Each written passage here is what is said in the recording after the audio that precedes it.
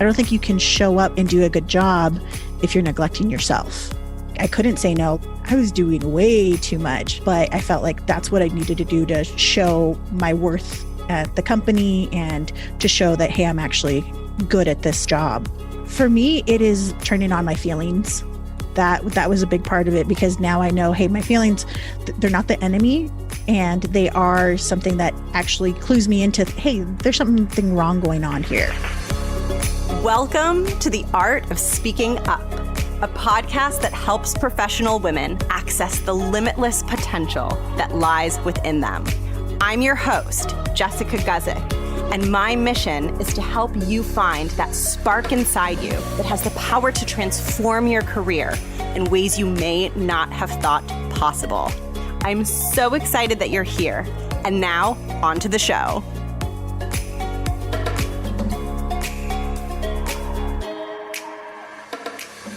Welcome to the show. Thank you for tuning in. If you are new here, it is wonderful to meet you. My name is Jess. I'm the host of this podcast. I'm a career coach for women in the 9-to-5 space. I help women battle imposter syndrome and find confidence and find a powerful, authentic communication style.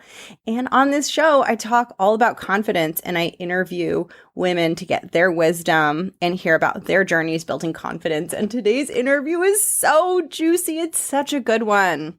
When I listen back to the interview and I prepare my notes for the intro, I usually do like a list of all the topics so that, I can remind myself what we talked about and get you like warmed up and excited for the conversation.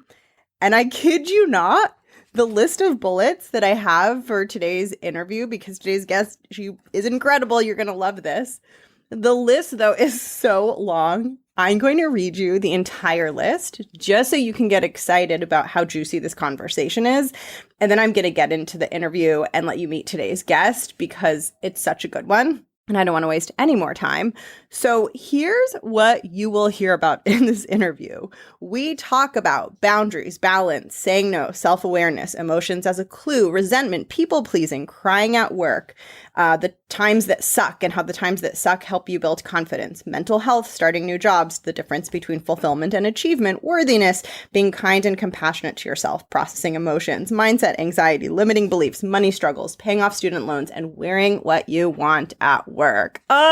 It's so good. Today's guest, Siria, is amazing. She's an attorney and she opens up all about her own evolution of building confidence and becoming more self-aware and setting boundaries. I think you're going to find this conversation motivating and empowering, and I'm really excited for you to listen to it.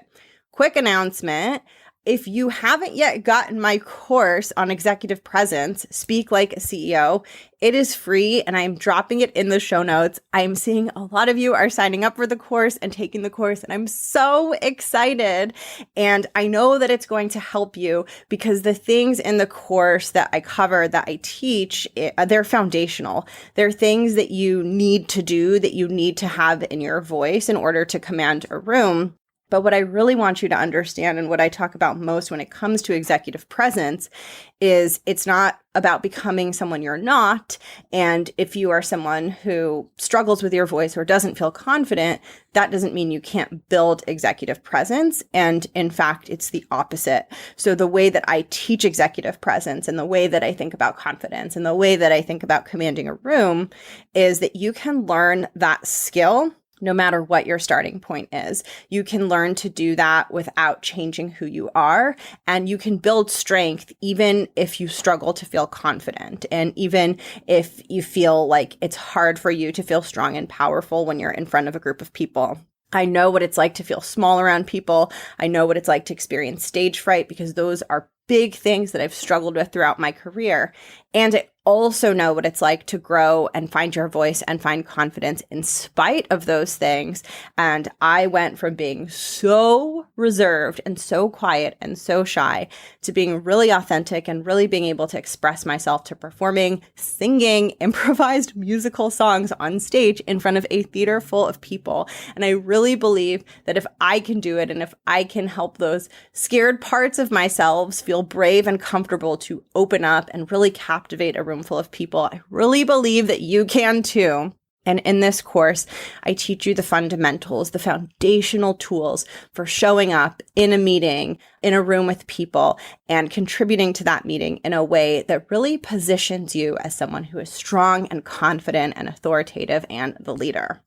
If you want to get the course, I will link it below in the show notes. You can also find it at jessguzikcoaching.com/free resources. I am pumped for you to take it because if I do say so myself, it is an excellent course and it's free. Okay, now on to today's interview, which I'm so excited for you to listen to. It's so juicy. It's so juicy. So with that, let's meet today's guest and I hope you enjoy.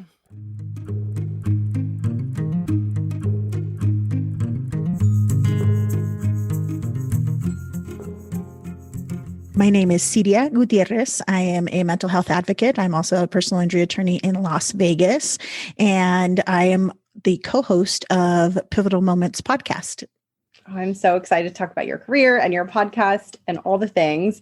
Let's start at the beginning. So I love going back to the beginning of people's careers and asking them what was really hard when you first started your 9-to-5 career. Really, I would say it was hard to have any kind of balance and just boundaries. I had none. It was my entire life was, I'm a lawyer. It's so important. And everything was just live or die. And that was probably the hardest part of the career, just not knowing that I actually needed boundaries to be a better person and, then a better attorney. Yeah.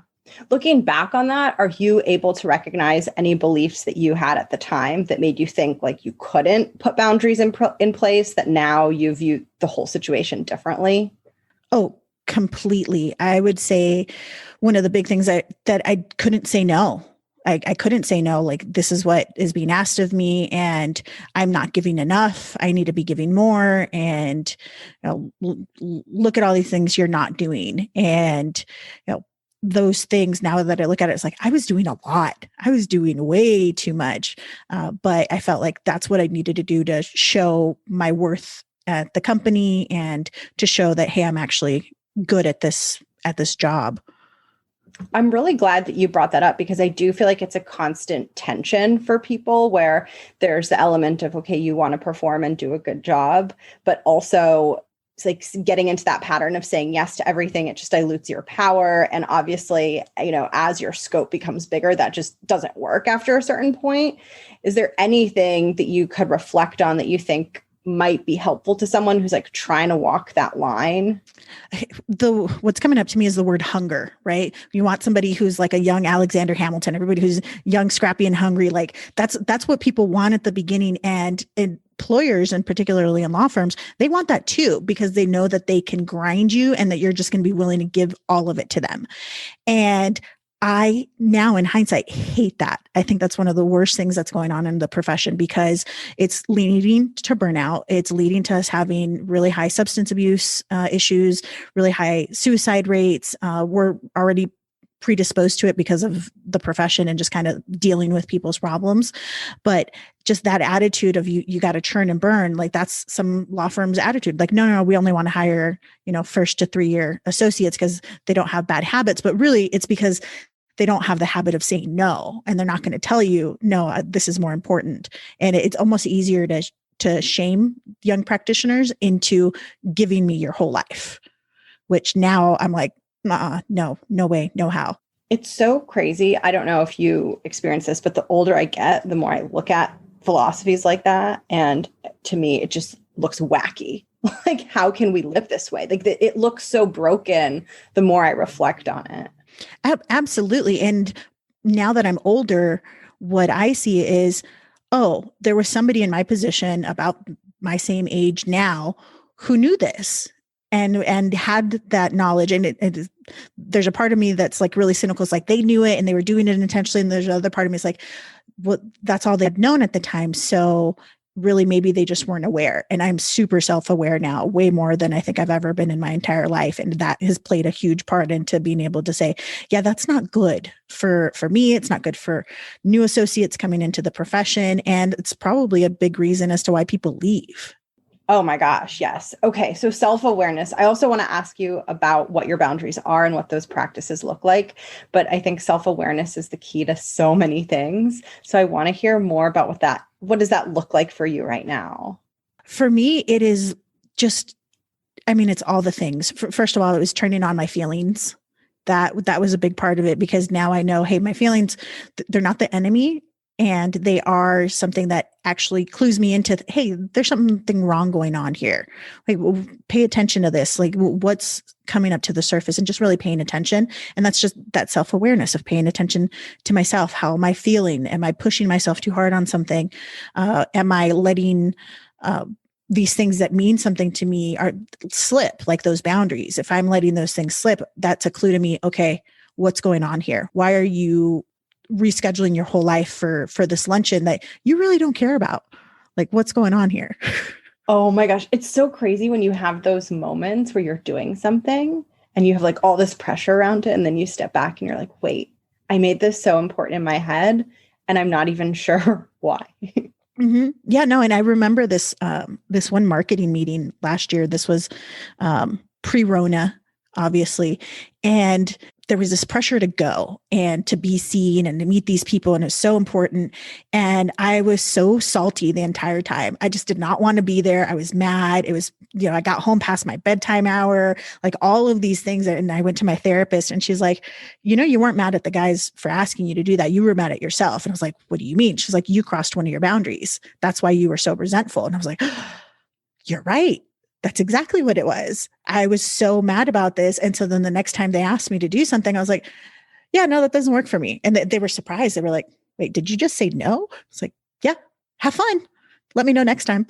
I relate to this so deeply, and it requires so much humility though, because I feel like whenever we get into that resentful space, at least for me, I just want to blame everyone else. And it's a huge step, to take that step back and actually take accountability. But then it feels so good because then you can change the outcome for next time. Absolutely. But it goes back to that self-awareness piece, because now I know resentment is a clue. Resentment is a clue to me that I'm crossing some kind of boundary, and there's something. And if I'm not excited about RSVPing for something, why is that? Like, I have to turn around and ask myself that. Why are you not excited about this? It's like, well, because I don't want to be around a bunch of kids, or because I don't want to be around, insert whatever. And then I have a choice to make. Okay, am I doing this because I want to be in the space? Is there something bigger that's going on that I want to participate in? Or is it just really some FOMO that, I'm putting into my head, but really, it's not going to matter. And so then I can make a decision as to whether or not I'm going to participate in those things. But it all goes back to that self-awareness. I agree. And I think sometimes, I know for me as a recovering people pleaser, like a recovering severe people pleaser, sometimes I don't want to see the pattern, because the challenge of learning to say no is a very big challenge. And I think, it's like the reason we're people pleasing is because the pain of the thing we're agreeing to do is like less than the pain of saying no. And then those scales start to tip, but you still have to change to the new behavior. And that can be really hard and really scary, especially in a professional environment. Absolutely. Especially because you have those people pleasing tendencies, right? And you start thinking about that fear. What's going to happen when I say no to people? I'm not going to get opportunities. People aren't going to ask me for help. And people pleasers, and I definitely have that tendency as well. We like being needed. We like being the go-to person. And there becomes a point where, when is that too much? And when is that detrimental to myself, to my health? And especially when I was a baby lawyer, I wasn't asking those questions. It was, oh yeah, no, give me more, let me do more, let me show you how worthy I am by saying yes to everything. And that was just so backwards. Yeah. And it's so interesting too, how when you start saying no, people actually start perceiving you as more solid in a way. Like, have you noticed people relating to you differently as you've had stronger boundaries? Yes. I would say the first place I noticed it was with my family. I didn't realize how strong my boundaries were until there were a couple of times where my parents wouldn't come to me or my siblings asking for help, and they'd gotten themselves into a bigger mess, but they were like, well, we just didn't think we could come to you on this. I was like, well, okay. I'm the kind of person that wants to see that you did your homework. If you still, show me all the steps, show me that math problem, show me that you worked it all out. And if you still got stuck, I want to help you, but don't just come to me asking for the answer. Like that's where I usually get irked a little bit. Like I want to see that you've actually tried to figure this out. And if you've tried and you still can't do it, that's okay. That's what I'm here for. But I'm not here to actually show you how to go through all those steps and figure it out. So a couple of times with my family, that's where it came up. And it was like, guys, you can actually come to me sooner, but then, it's that double-edged sword because I actually don't want to be fixing all your problems. See if you could figure it out. Like there's some power in you being able to figure out your own stuff. And I want to talk about feelings. You mentioned noticing feelings as part of your self-awareness, and I'm curious to hear more about that. Oh my gosh. Feelings, they kind of suck. But at the same time, they're so important to have because if you really want to feel the good stuff, you have to be willing to feel the bad stuff. And it's, those highs and lows, right? You go up and you go down, but the highs are going to feel so much higher once you actually allow your feelings to be there. And yeah, the lows are going to suck, but it's so much faster to get out of them. And if I feel like the good feelings last a little bit longer, but I also know this isn't a permanent state. I know I'm supposed to be going up and down, like a heart monitor. That's probably not helpful, but at least I can be aware of, hey, here are the things that are going on and just really be able to appreciate the good things more so. And it's funny too, because I have a board right now. I have a cork board, those ones where people put their accomplishments or whatever. I thought it'd be really funny to have one that says the number of days since I last cried. And I have that in my office and I'm constantly updating it, but it's become such a talking point where people are like, they're rooting for me not to cry for like more than 10 days, or they'll be like, what happened? And I'll be like, oh, I saw a commercial and I got really excited about it. Like crying isn't a bad thing. It's a reaction. And sometimes it's coming from something more emotional. Sometimes I was really happy about, being grateful for my relationship and it brought me to tears. And it's like, okay, well, there goes the board back to zero. But it's been an interesting thing to just show people we have feelings and they're okay to have. Our culture has a really weird relationship with crying. It's fascinating. Absolutely. It does. But, one of the guys came into my office. He was like, your board actually really helped me. I was like, well, what do you mean? He goes, well, my girlfriend got really emotional crying over the show. And when I asked her, I was like, well, what was it? She was like, I just needed to cry. And I just kind of thought of your board, was like, okay, that makes sense. And it wasn't a thing. Like I wasn't trying to fix it or do anything. It was like, good job. Yeah. It's so interesting too, what you said about the ups and downs, because first of all, I think sometimes we have this fantasy of like our growth is just going to only be ups. And like, it sounds ridiculous saying it out loud, but I think our brain really thinks that sometimes. But also like the downs are where all the cool confidence and strength is. It's not built in the ups. Like that's not where it happens for me. It's weathering that horrible, crappy, awful thing and then knowing that I came out on the other side. So I'm just curious of like, if we zoom in on the downs, what do those mean for you?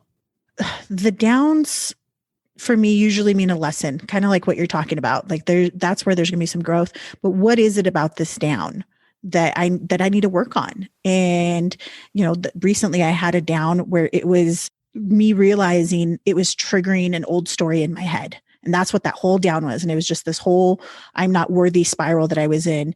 But because again, back to self-awareness and knowing that about myself and then being able to get a little bit of perspective to get out of that, I realized, oh, wait, no, this is total BS. I'm totally worthy. This is not what it is. This situation is what's going to work best for me. And then I was able to snap out of it. And it was one of those things where I don't think I would have gotten there as quickly had I not been working on myself. And so really those downs give me that opportunity to figure out, okay, well, what is it that I need to be working on? Because we all have things that we need to continue to unpack. And that was one of those ones that I needed to spend a little bit more time reflecting on, even though I thought I was good. I have a tattoo in my wrist that says enough. Like I thought I was good with that one, but no, okay, something triggered it and I was able to work on it. If someone's listening to this and thinking, okay, I'm in a down and I want to do that level of processing, like how do I even start? What do I even ask myself? Is there anything that you would say to that person? Slow down and take a breath. You need to give yourself that grace. And that's probably one of the biggest things that I do is I need to breathe and just, okay, what am I feeling? And then actually try to figure out what that is. Is it something in my chest? Is it in my throat? Where is it in my body? And breathe into it and just give yourself a little bit of space and time. I think sometimes we want to get through the things so quickly that we don't want to spend that time in there. We don't want to sit in the suck because it feels like we're going to be there a long time. But if you give yourself that time, you're actually getting yourself out of it sooner, and then you're able to move on to whatever action plan you come up with when you're giving yourself that time to pause. It's true. And it's so unglamorous. Yeah. Sometimes you need to ugly cry, and that's okay. Yeah. And it's also sometimes, I think, not the answer. Again, that part of our mind that just wants everything to go perfect all the time. Like, that's not the answer it wants to hear. It wants like the magic trick to avoid all of the bad feelings. Oh yeah, no, it always wants to skip ahead. Okay, well, let's get through this. Let's get through this bad part about setting up your business and all the, yucky little things that have to go into that. Like, let's just get to the part where we're doing the things. Like, well, actually, all of these are the steps, right, towards that bigger goal. And I've heard you talking about that on your podcast before. It's, they're all little steps, baby steps towards the bigger thing. And it's the same thing when you're trying to get out of the suck. Totally. Yeah. And I love baby steps because it's very soothing, I think, when we're in a place of feeling like either our goal is really big or we're overwhelmed, or whenever something feels big, making it small is just such a comforting way to move forward. And I want to dig more into your mental health journey. And just from the way that you're talking about it, it sounds like you've built so much self-awareness and you almost have refined the process of working through things. Was it always like that for you, or how did you get to where you're at with that now? That's a great question. No, it's nice to hear that it sounds refined, but it certainly doesn't feel like that. I can say for me, it really started with just being unhappy with my job and being unhappy where I was at. And I'd made a switch, and I kid you not, within two weeks of switching to a new firm, I had a total breakdown in the car, driving to this office, to this new commute.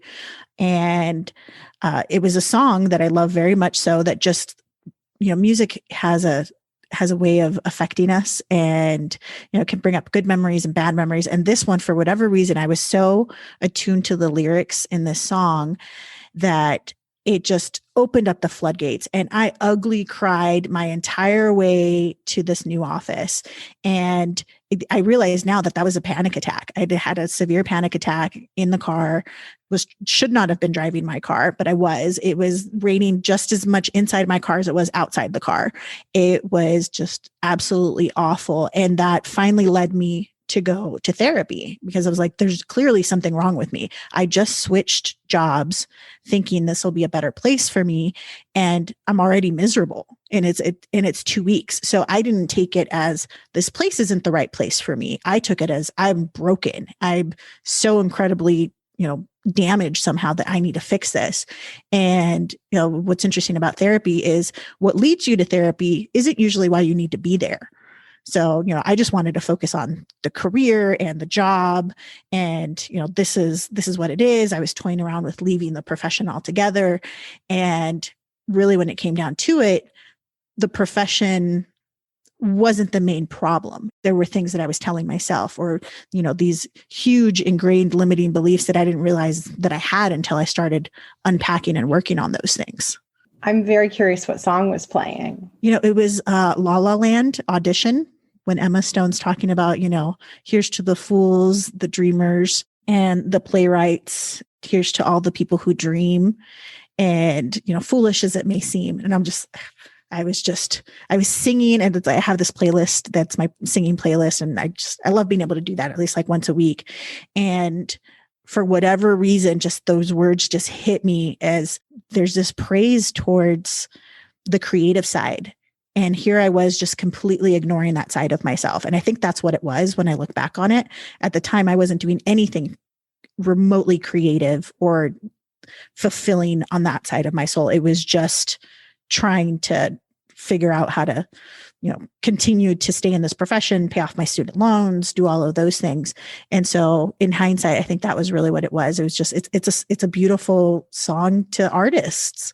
Oh my gosh, I really relate to a lot of your story and what you're sharing.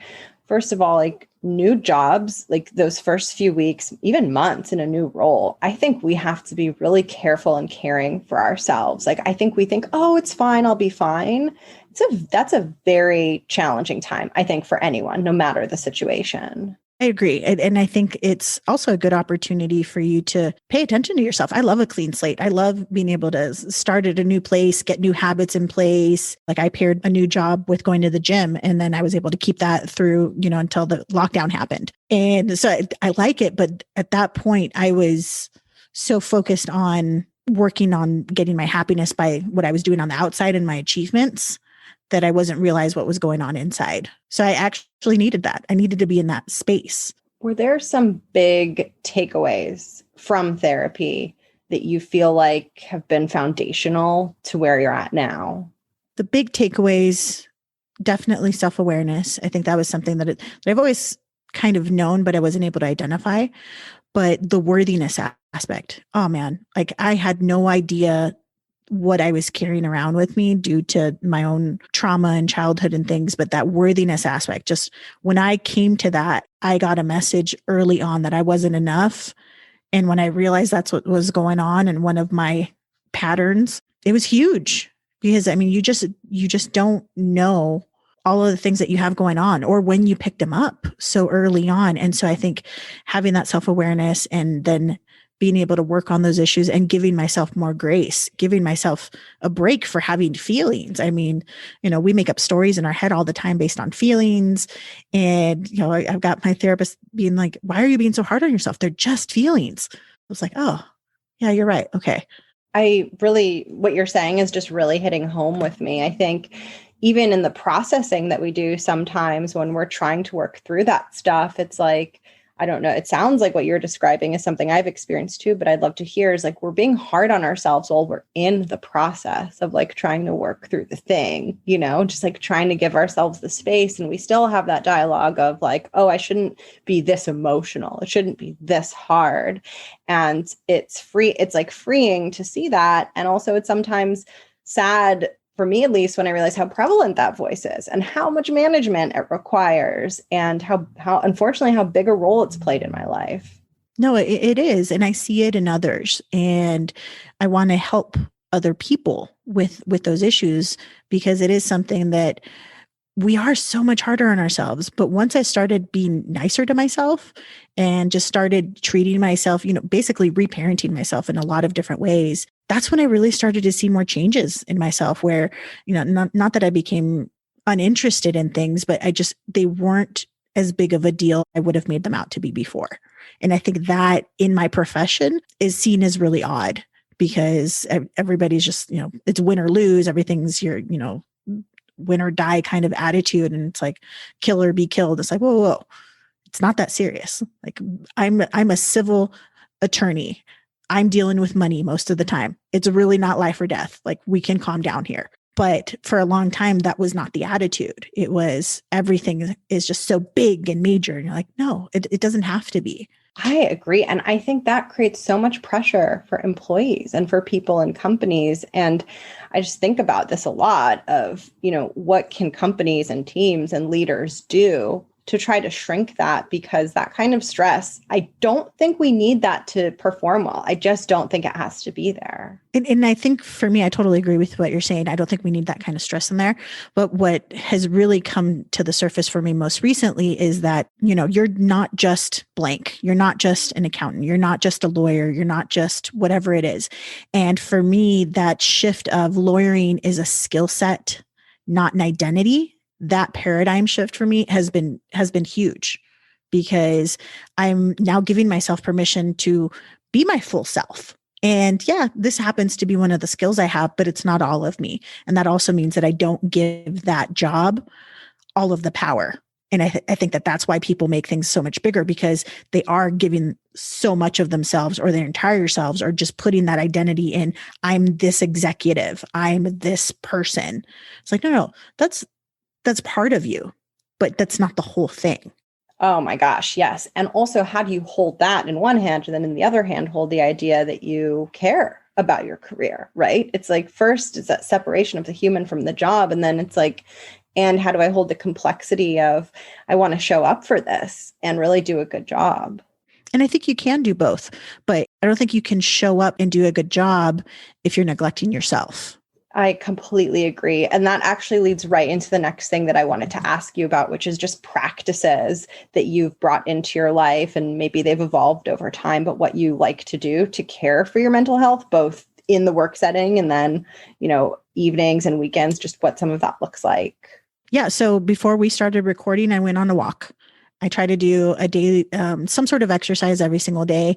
Since quarantine's happened, that has turned into a walk. So I do about 2 to 3 miles a day, and that has been really powerful. But even when I was in the middle of some sort of shitstorm, for lack of a better term, at work, or felt like everything was just too much, that was one of my go-to things. I would just grab a pair of headphones and I'm going to go do a lap around the building, put on one of my favorite Fall Out Boy songs, and just let it go, because I would inevitably every single time I would come back with a better attitude. And so for me, again, it always goes back to music, giving myself that time. A 5-minute song, I can do that.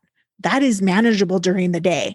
And going outside and just taking a deep breath outside, that is also doable. If it's not doable, just getting out of my space, because even sometimes just being in your own workspace can feel suffocating during those moments, right? Just get out of it and just walk around. So for me, I always have, multiple pairs of headphones. And so for me, definitely that's something, just walking and moving to get out of things. The thing that I learned through therapy that's been really helpful has been journaling and doing more of narrative therapy. I could tell you that last year I was on a trip and I injured myself during the trip. And I also I don't think I got into a fight with my mom so much as I got really upset with her and some of her behavior, that I ended up writing an entire book on my phone.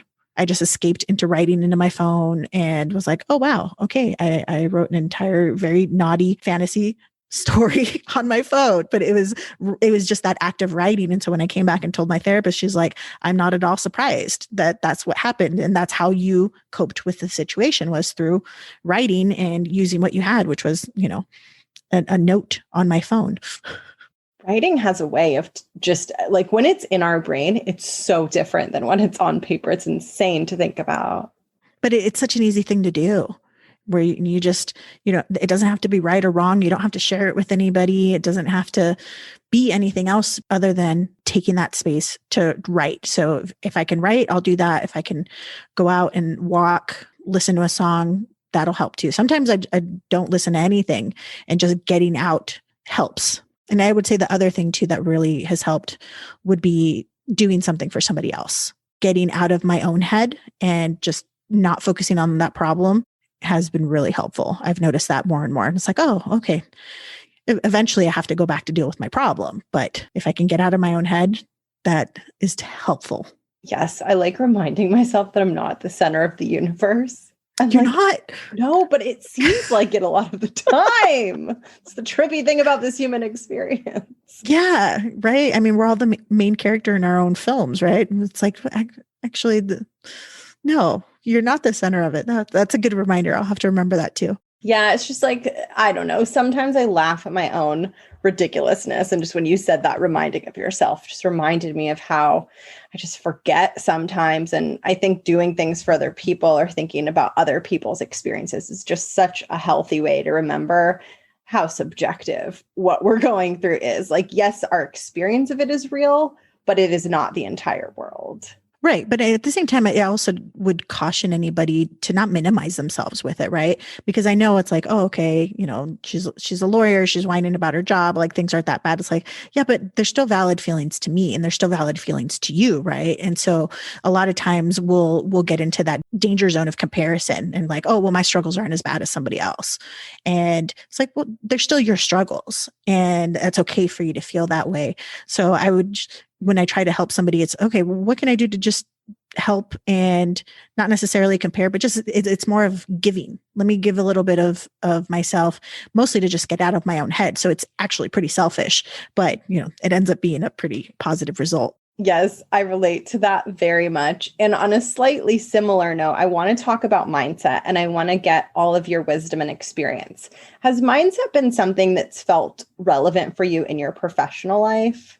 Yes. And I would say more so since I actually started working on mindset, once I realized just how valuable that is and what a huge game changer it is, I'm all in for mindset. All the things. I totally think you can train your brain into thinking more positive thoughts and really just being able to get that perspective and get out of your own way. I mean, our brains, lie to us a lot. Unfortunately, they're super amazing creatures. But if you have been telling yourself all these lies, your brain's just gonna be like, oh, okay, we're playing that record again. All right. Like, here you go. That's what you need to hear. And it just fights for all the evidence to say, oh, yeah, no, I'm not good enough. Oh, yeah, here, let me show you the highlight reel of all the reasons you're not good enough. It's like, okay, but if you start telling your brain, no, I'm fantastic, it's like, oh, okay, we're fantastic now. Let me pull all of that up. It's kind of appalling. So the more that I gain intimacy with my own brain, the more appalled I am that this is how this thing works. It's just like you realize that so much of what we think is true, we really think it's true. It's not. It's so subjective and it's shocking, but then it's relieving in a way because you get to see yourself through a gentler lens, a more forgiving lens of, oh, like I'm doing pretty good. It's not so awful. Yeah, it's not so bad. And hey, brain, I'm having the struggle with the 3 a.m. thoughts. And for a while there, I thought, it's just my brain trying to protect me. And I was actually thanking my brain. I was like, thank you, brain. But we really just want to go back to sleep. And it'd be like, well, write down all the things, Siria, do it right now. It's like, okay. So I'd have a little notepad next to my bed and I'd write down the cases I was worried about. And it's like, okay, now can we go back to sleep? It's like, yes. And then recently, like last week, another voice popped into my head and was like, why are you thanking your brain? This actually isn't helpful. And my consciousness was like, you're absolutely right. Who is this? This is anxiety. That 3 a.m. isn't my brain. That's anxiety being like, do all the things right now. And I was like, oh, what are you doing here? Go away, anxiety. And then I was able to fall back asleep. And now that's been the struggle of me just realizing, hey, that 3 a.m. thought isn't my brain trying to help me or protect me. It's just my anxiety. And I have to figure out how to manage that. And, I started doing affirmations of I sleep through the whole night. I sleep through the whole night. And I was like, hey, I did pretty good. I made it to 5 a.m. without waking up with anxiety. All right, progress. Yeah. Oh, I'm so glad that you're talking about anxiety because I don't think it gets talked about enough. I am definitely a sufferer of it and not the way that everyone's like, oh, I have anxiety, like an actual sufferer. And I think workplaces can challenge anxiety in really, really difficult ways. I mean, everyone's different, but I would just be curious for you, like what has come up in a workspace around that and what has really helped you manage it? That's a good question. What has really come up is just noticing the agitation, noticing what am I trying to do or why am I avoiding something? So it'll be, like biting my nails or I keep, this is probably not a good thing, but I keep hard candies all over the place. For whatever reason, I just want to have something to bite or chew while I'm working out through something. Sometimes I can catch myself and be like, okay, am I doing this out of a habit because this is what I do when I write? Or am I doing this because of something else that's going on? And again, I can go ahead and take a look at it. And, most of the time I'll continue to do it. But I mean, I will eat sweet tarts to the point that like I'll get sores in my mouth. It's like I'm harming myself. It's like, this isn't good. Like you need to rein it in and deal with whatever it is it's going on at the moment. But yeah, work can definitely trigger that, especially when you're feeding off of other people's anxieties. So I've actually found that having the opportunity to do more work from home has been really powerful because I'm just not taking in other people's stuff. It's the talking to them on the phone or messaging them through like Slack or texting. There's a barrier there that actually helps protect me where I don't have to take on everybody's things. And I also think I'm a bit of an empath. I don't know exactly how to diagnose that, but I definitely feel other people's feelings. So having that bit of distance has certainly helped.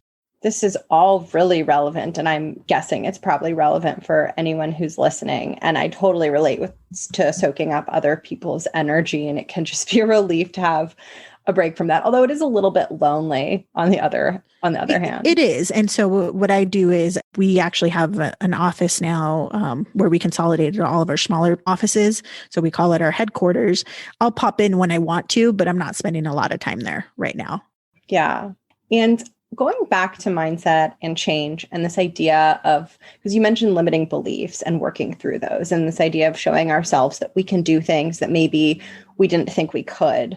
What has your experience been like of maybe having a situation that you thought was hard or that you couldn't do? Have you ever had places where you've like broken through that and really showed yourself that you can show up in a way that's maybe bigger than you thought you could?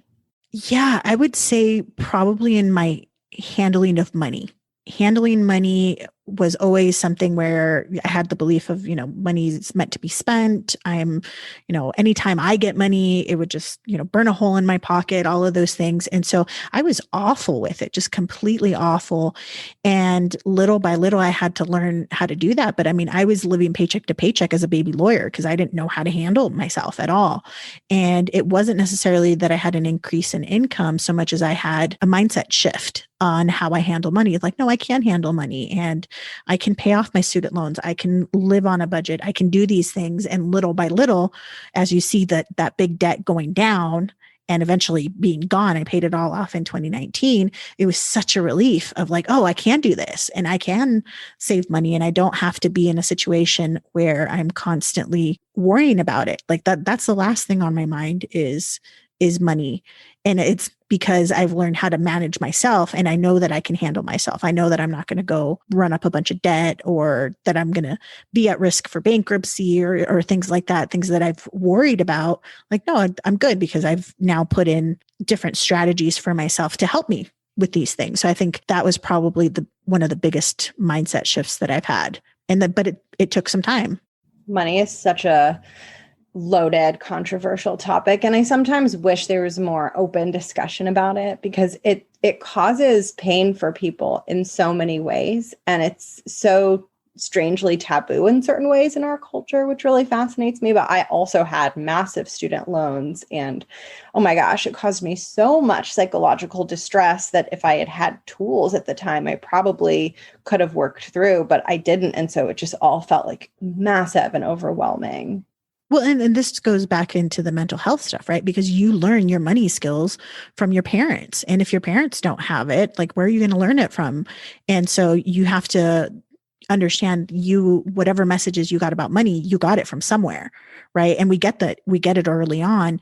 And so those are things that we have to work on. So when we're talking about mental health, we're not just talking about, your feelings, your inner child and things that a lot of people think like, well, that's way too woo-woo. It's like, this is a practical issue that so many people have of how are you dealing with money or just what value you put on it, not the actual value, but what it means in society. Like there's so many different things. You're absolutely right. It's so loaded, but like that was a big one. And I met Matt and he never struggled with money. Like he wasn't somebody who was fixated on it. And I was like, I want to be like him. And then I just started asking him questions and little by little, he's like, all right, well, let's see what all of your expenses are. And I was like, really? Like we're really going to look at all of that? He's like, yeah. Yeah. He's like, and let's work on a rainy day fund. I was like, a rainy what? What are you talking about? Like I had no idea, but it helped. It made a difference, but it did require being open enough to ask those questions and being in a space where I felt like I would actually get some good answers. Yeah. Is Matt an advisor or a partner? I couldn't tell. He's my partner. He's my partner. Yeah. Because at first I thought partner, but then I was like, well, it sounds like he could be a financial advisor. He is. But no, that was probably one of the first things that I started asking him questions outside of the relationship. So I've gotten to where I've gotten, we actually had a discussion about this a couple of weeks ago. He's like, give yourself more credit. You did the work. I was like, yeah, but you helped. And he's like, no, you did all of it. You paid off your student loans. I'm like, yes, I did. I get that, but you were there. You're part of the team. So we're still debating on that one. Tell me how it felt when you made your final loan payment. I just want to feel that for a second. Oh, that was, it was so much fun because I could see it coming. Because at some point, like once you get under like even $100,000. Once I got under that number, it was just snowballing down. And it was like, yes, all right, this is the time. And so there was so much more motivation.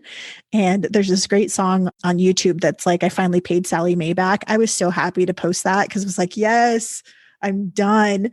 And then afterwards, it's like, well, now what do I do? And I wanted to spend money, but then I was like, no, I'm good. And then I started saving. Like it gave me such a good habit of saving money. Like I just replaced it. It's like, okay, well, instead of paying the government and paying 45, now I'm paying myself. And that just felt so much better.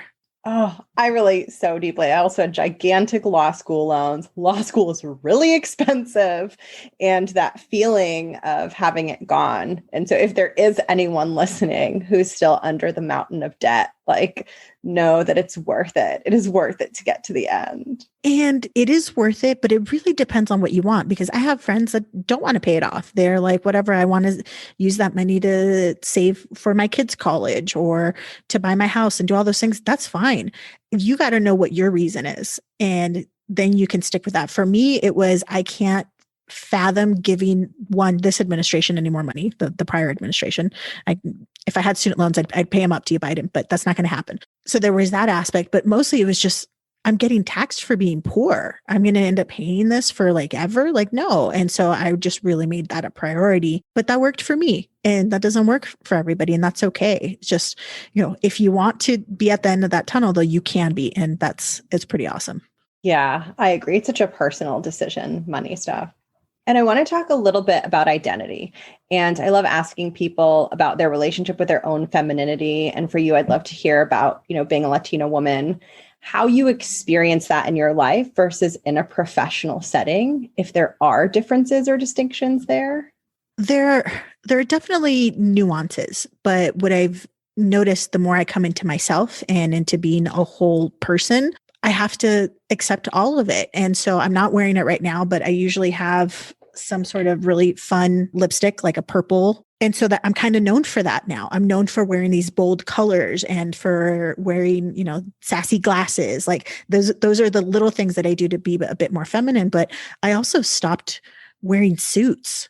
Like suits are just, for me, they're not powerful. I don't feel good in them. I always feel like I look too frumpy, like they're just not very flattering.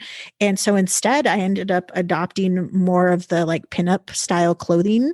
And there's some fantastic dresses that are like, mod 60s Mad Men type dresses that I can wear that look good and I feel comfortable wearing to court. And showing, I have curves, I have these other things. And, I like wearing the Mary Jane high heels and I feel good. Like at the end of the day, that's what I want. I want to feel good. And if these are the things that I'm doing to feel good, I'm going to continue to do them. And it doesn't matter or take away from what I'm doing for you in my work. It actually enhances it because I'm not as worried about, oh, this jacket's too tight. I can't button it or whatever else is going on. So I think I've embraced more of my femininity in my clothing and style as I've grown into myself.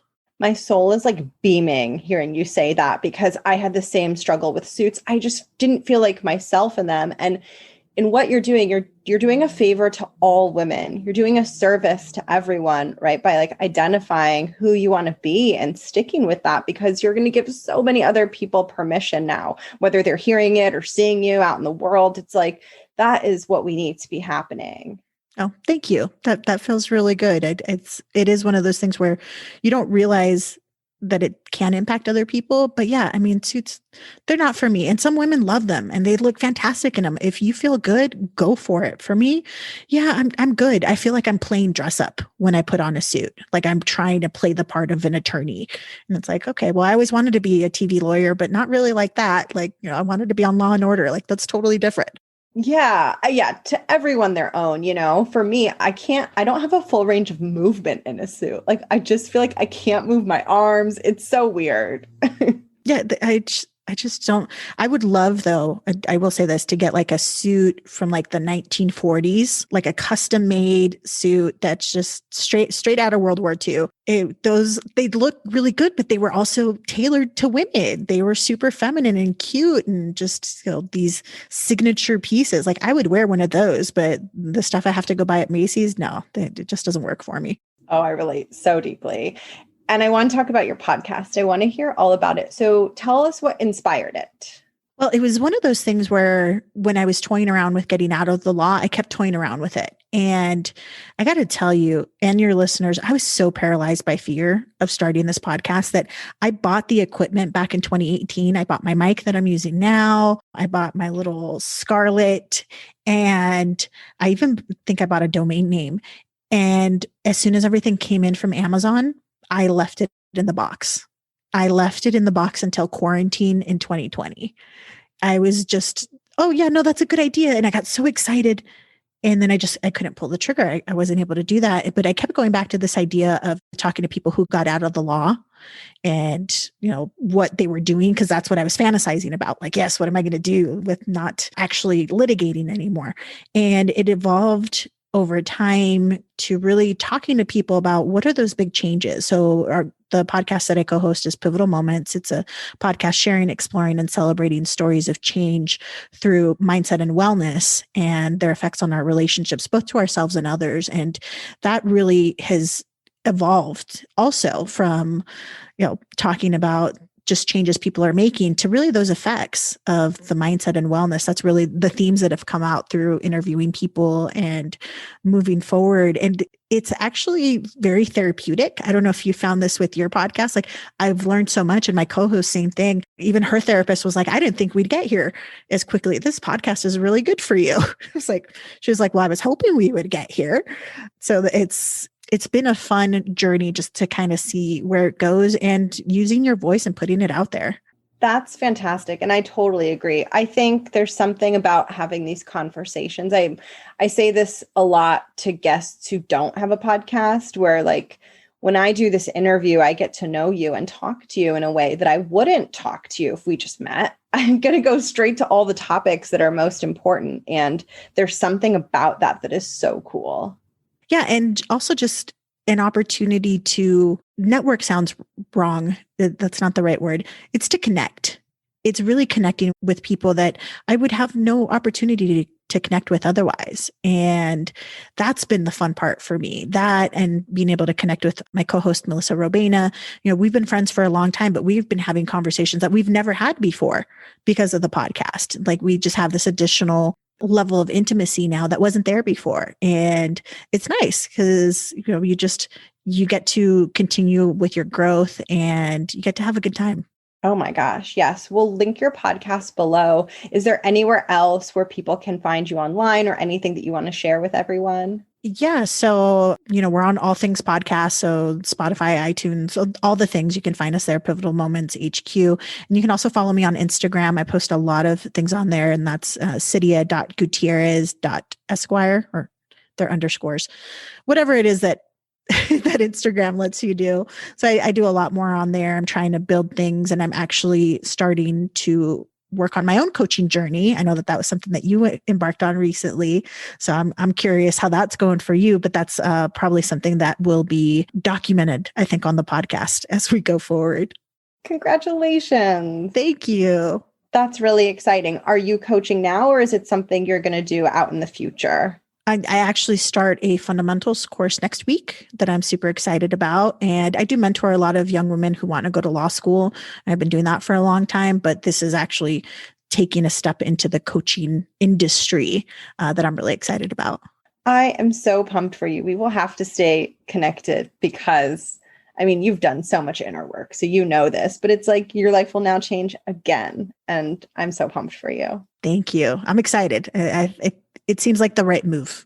Yeah. Well, if it feels right, it's like that feeling inside, Okay. We're going to do the closing questions, which are my favorite part.